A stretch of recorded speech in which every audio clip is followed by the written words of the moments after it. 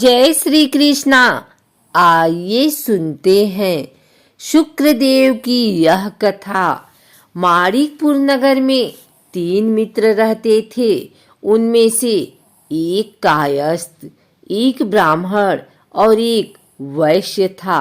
वे तीनों हमेशा साथ रहते थे। तीनों का विवाह हो चुका था। ब्राह्मण और कायस्थ के लड़कों का गौना हो चुका था, लेकिन वैश्य पुत्र का नहीं।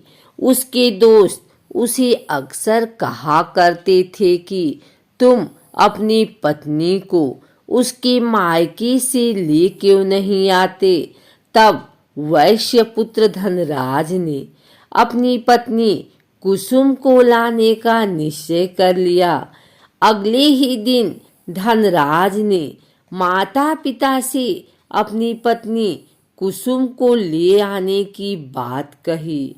उसकी बात सुनकर वे हैरान होते हुए बोले, बेटे, अभी शुक्र अस्त हो रहा है, इसलिए अभी बहू को लाना उचित नहीं है। कुछ दिन ठहर जाओ। लेकिन धनराज नहीं माना। वह कुसुम को लाने ससुराल पहुंच गया।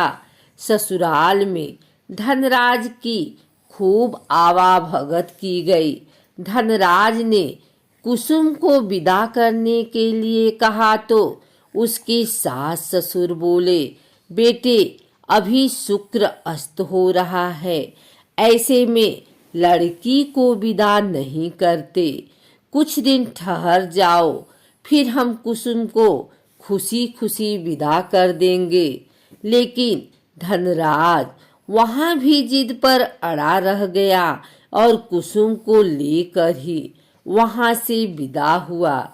धनराज कुसुम को जब अपने घर ले जा रहा था तो अचानक बैल तेजी से भागने लगे। रास्ते में पड़े पत्थर से टकराने से गाड़ी का पहिया टूट गया। फलस्वरूप कुसुम को काफी चोट आई। दोनों को आगे की यात्रा पैदल ही करनी पड़ी।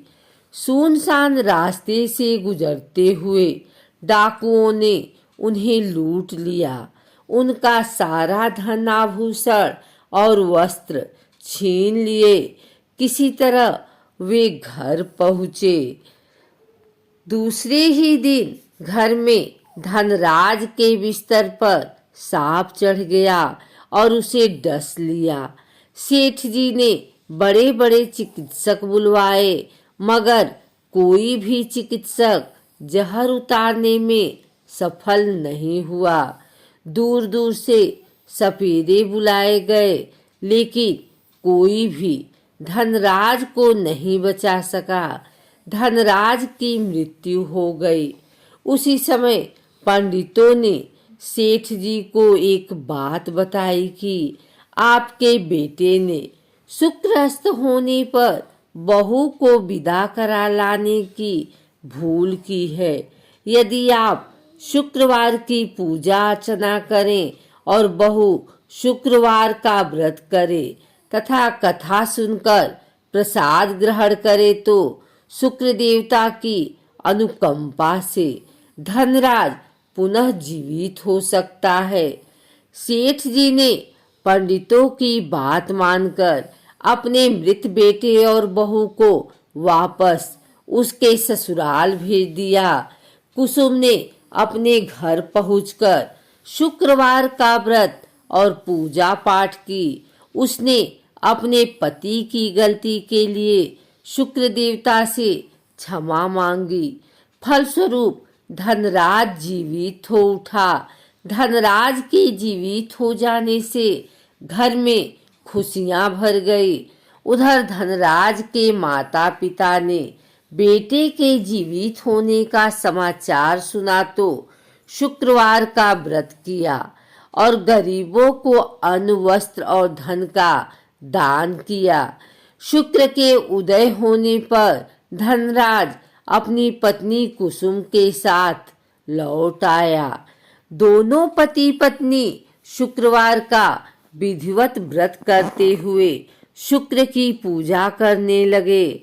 उनके घर में धन धान्य की वर्षा होने लगी। उनके सभी कष्ट दूर होते चले गए। परिवार में सभी आनंद पूर्वक रहने लगे।